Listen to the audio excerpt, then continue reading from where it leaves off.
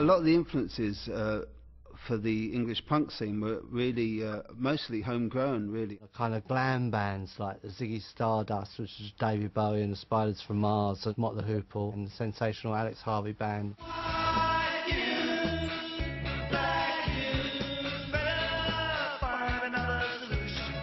Tony James and I had a band called London SS.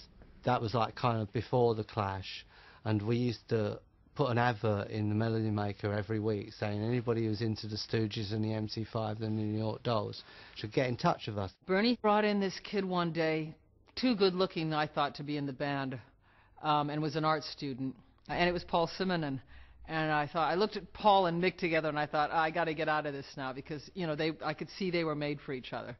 It was essentially Tony James playing bass, Mick Jones guitar, and Brian James on guitar. They formed the bands like The Damned, Generation X, The Pretenders, and of course The Clash. Oh, don't complain.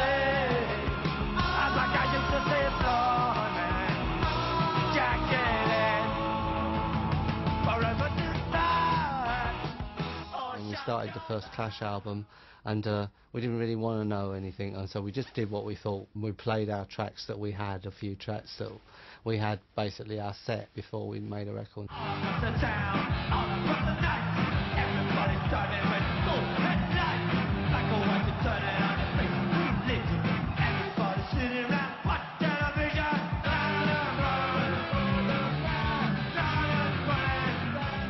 Everybody sees the second record, Give 'Em Enough Rope, as a transitional record, and in that time we go to loads of places we've never been before, and see a lot of the world that we hadn't seen before, and all that goes in towards our third record, London Calling, which is sort of like when we come into our own way.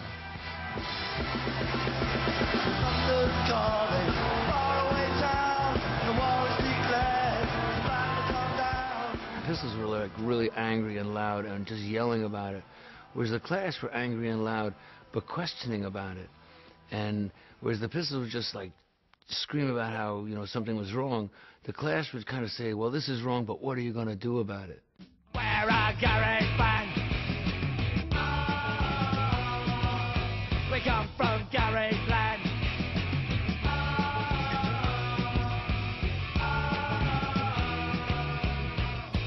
I remember there were a lot of places that wouldn't let us play up and down the country, universities, and that was probably something that they'd read, that we had a song called White Riot.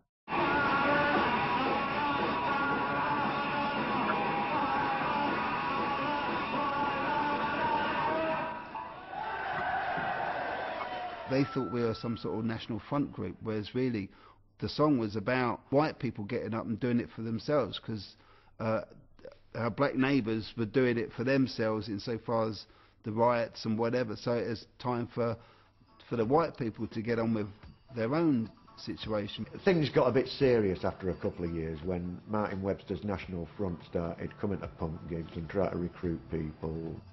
I think that's why we played the Rock Against Racism gig, just to sort of make it clear that we're on this side of the fence, we're not over there.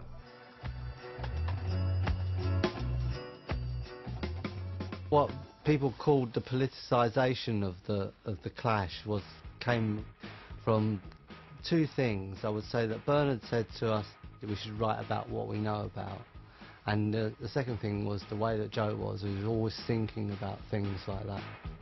Strummer thought of the world and the potential of music as like he's always making references to radio broadcasts, and this one's going out to the world.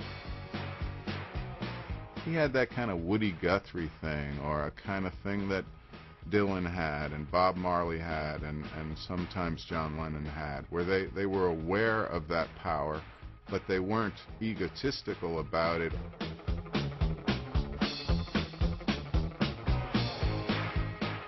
And he had this sense, and he knew, and it was true, that something he would think of in his basement in Ladbroke Grove had the potential of affecting, young people particularly, all over the planet. The Clash first album is indelibly burned into my frontal lobes. because I played it every day. Then, right along the time of Give Enough Rope, I believe February 1979, I believe, they came through town. And like, everyone went. They were like detonating every song, like it was like use once and destroy. It was like every song was like only to be played once, and the hull was supposed to be field stripped and thrown away. They were burning through the music like napalm. They weren't even playing it. They were just chewing it up and eviscerating it as they went through it. Like after the show, there'd be no more Clash.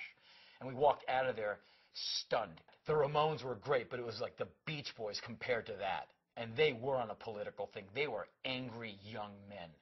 But the Clash came through and just went, wake up, let's go. You know, he had that same exact kind of sensibility that he could, you know, that he could, through music, really affect the way people perceive things. And he could cut through the lies and go for your soul, you know. It was Bernie Rhodes, who's a man who orchestrated all of us into reacting, and why are we reacting in this way, and to question everything that we did, down to waking up, down to walking down to the street, down to buying something in a shop. No, you're right.